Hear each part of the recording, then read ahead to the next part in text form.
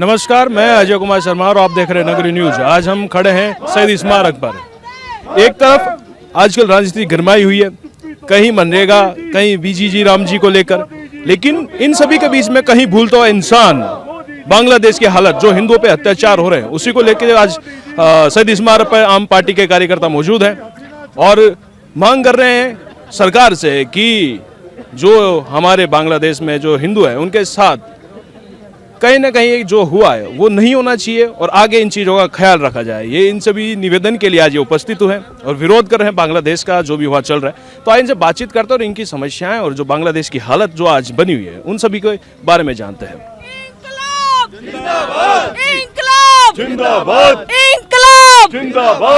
आज जो स्थिति बनी हुई है, आप किस तरीके से देखते हैं और ये कैसे सुधारी जा सकती है? सबसे पहले इस पे बात करें। देखिए, स्थिति तो बहुत ही गंभीर है, भारत की गंभीर है और भारत पे जो तानाशाह बैठा है हमारे सिंहासन में, तो उनकी तरफ से तो देखा जाए तो स्थिति बहुत ही ज़्यादा गंभीर है। जो अपने मैनिफेस्टो में हमेशा ये बात कहते हैं कि हिंदू खतरे में है, तो आज वो चुप क्यों है? वो आज खामोश क्यों है? उनको चुप रहना चाहिए। आज हिंदू खतरे में नहीं है। आज हम आम आदमी पार्टी हमेशा हर महकमे को आगे लेके, समुदाय को आगे लेके आई है। आज हिंदू की बात आती है तो हम हिंदू के लिए साथ में खड़े, मुसलमान पे बात आएगी तो मुसलमान के साथ में खड़े।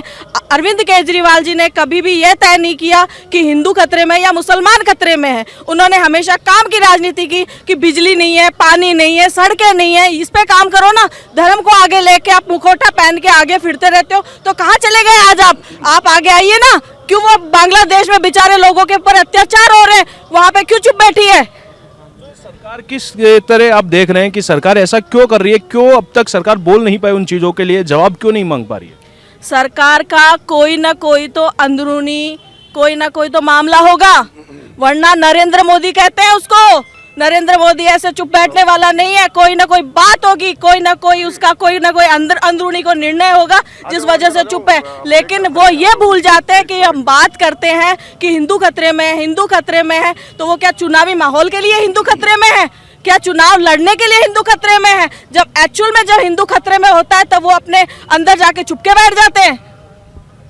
और भी लोग यहाँ मौजूद हैं, उनसे भी बातचीत करते हैं कि जी आपका शुभ नाम बताइए और जो आज मौजूद हैं उसमें। मेरा नाम अमित दादीच है और मैं जयपुर जिला अध्यक्ष हूँ। आम आदमी पार्टी आज जो है ये आंदोलन कर रही है, एक प्रदर्शन कर रही है। बांग्लादेश में जो हिंदुओं की जो हत्याएं हो रही है और लगातार वो हत्याएं रुक नहीं रही है, कंटिन्यू होती जा रही है। उस पर वहाँ की सरकार भी कोई एक्शन नहीं ले रही है, FIR भी दर्ज नहीं कर रही है, उनको रोक भी नहीं रही है। मोदी जी जहाँ चुनाव के वक्त में आवाज़ एक नारा लगाते हैं हिंदू खतरे में, आज वो हिंदू अगर वहाँ पे अल्पसंख्यक हिंदू बांग्लादेश में अगर खतरे में है तो हिंदू उनके खिलाफ आवाज़ उठानी चाहिए मोदी जी को। मोदी जी चुप बैठे हैं, मोदी जी आवाज़ नहीं उठाना चाह रहे हैं। तो सबसे बड़ा ये हमारे लिए एक सबक है कि मोदी जी जो केवल मात्र हिंदुओं को वोटों के लिए हिंदू खतरे में है नारा लगा करके बेवकूफ़ बनाते हैं। हिंदुओं के लिए उनके दिल और जहन में कुछ नहीं है, जबकि ये वोटों की राजनीति करते हैं धर्म को आड़ में लेकर के। जबकि आम आदमी पार्टी वोटों की राजनीति करती है शिक्षा और स्वास्थ्य के काम पे काम करके, बिजली पानी की बात को ला करके, रोजगार की बात को करके। तो विकास की राजनीति तो वहाँ से स्टार्ट होती है, धर्म की राजनीति बीच में अगर ला करके जो है वो गुमराह कर रहे हैं जनता को। वहाँ हिंदुओं की आवाज़ उठाना चाहिए। इंसानियत सबसे पहले है, वोट सबसे पहले, बाद में राजनीति, बाद में सबसे पहले इंसानियत उनको जागनी चाहिए और उस पर आवाज़ उठा करके कोई एक्शन भी लेना चाहिए। एक तरफ तो हम बात करें कि सिर्फ वो हिंदुत्व को बात तवज्जो देते हैं, हमेशा हिंदू हिंदू करते हैं, लेकिन इस मुद्दे को लेके वो लोग पीछे क्यों हटते हैं? अमित शाह भी है जैसे हर बार एक्टिव रहते हैं, लेकिन वो पीछे क्यों हट रहे हैं? एक्चुअली उनका कोई विजन नहीं है। हिंदू खतरे में है, वहाँ उन पे जुल्म हो रहे हैं, उनकी हत्याएं हो रही हैं, उन महिलाओं के रेप हो रहे हैं। मोदी जी के विजन में नहीं है, उनका जहन में नहीं है ये चीज काम करना। उनको केवल मात्र जनता को गुमराह करके वोट लेना उनका काम है। किस तरह से सत्ता अपनाई जाए वोटों के बेस पे, राजनीति जो है धर्म के नाम पे करके। तो इस तरह से इनको कंट्रोल करने के लिए इनको मोदी जी को आवाज उठानी चाहिए ताकि वहां इसको कंट्रोल लगे और हिंदू जो है सेफ हो सके। जी आप भी बताना चाह रहे थे कि आखिरकार ये पीछे क्यों हाथ खींचते नजर आ रहे हैं, इस पर क्या आप बोलना चाहेंगे? देखिए, ऐसा है, ये सबको जग जाहिर है पीछे हाथ क्यों खींचते जा रहे हैं, क्योंकि अडानी जी का जो है बांग्लादेश में बिजली का ये है और वो जो है अपने मित्रों को जो है वो नाराज नहीं करना चाहते। यही कारण है, इसलिए अभी तक मोदी जी चुप हैं। और मोदी जी बांग्लादेश के लिए चुप नहीं हैं, वो आज तक ट्रंप के लिए भी कुछ नहीं बोल पाए हैं। ये 22 बार ट्रंप बोल चुका है कि सीज फायर जो है वो मैंने करवाया है, लेकिन आज तक मोदी जी ने कभी भी उस चीज़ के लिए नहीं बोला है। और जहाँ तक बांग्लादेश का सवाल है, आज पूरे वर्ल्ड के अंदर अल्पसंख्यकों के ऊपर जो है अत्याचार हो रहे हैं जी, चाहे वो अमेरिका हो, चाहे इंग्लैंड हो, चाहे ऑस्ट्रेलिया हो, जहाँ पर भी अल्पसंख्यक हैं या हमारे हिंदू भाई हैं या हमारे मुस्लिम भाई हैं, सब पर अत्याचार हो रहा है।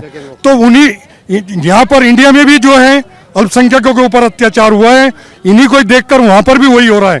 ये एक्शन का रिएक्शन हो रहा है, समझे ना। जो यहाँ पे हो रहा है, यहाँ पे पहलू खान को मार दिया जाता है, तबरेज को मार दिया जाता है, जुनेद को मार दिया जाता है, कोई कुछ बोलने वाला नहीं है जी। यहाँ पे तब अल्पसंख्यकों की आवाज़ कोई नहीं उठाता है। लेकिन आज बांग्लादेश में हो रहा है, जो हिंदूवादी पार्टी है वो खामोश है।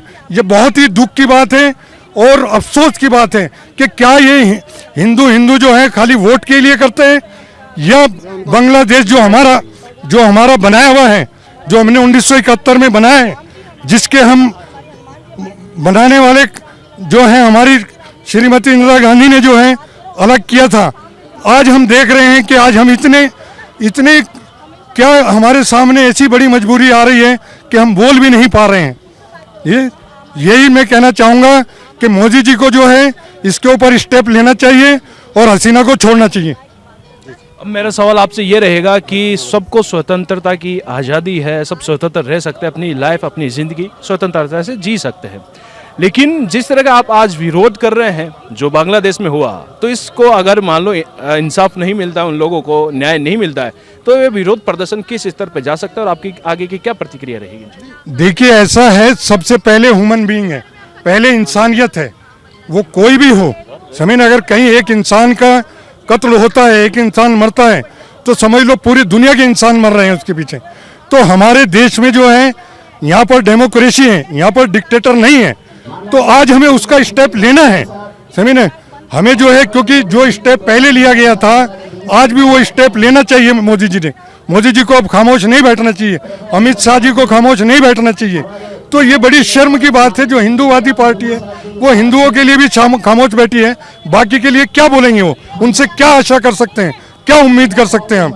हमें ये देखकर देशवासियों को, आज देशवासियों के अंदर गुस्सा है, इस चीज़ का गुस्सा है कि आज हमारे हिंदू भाई जो हैं उनके ऊपर अत्याचार हो रहा है, सही ना, लेकिन हम कुछ कर नहीं पा रहे हैं।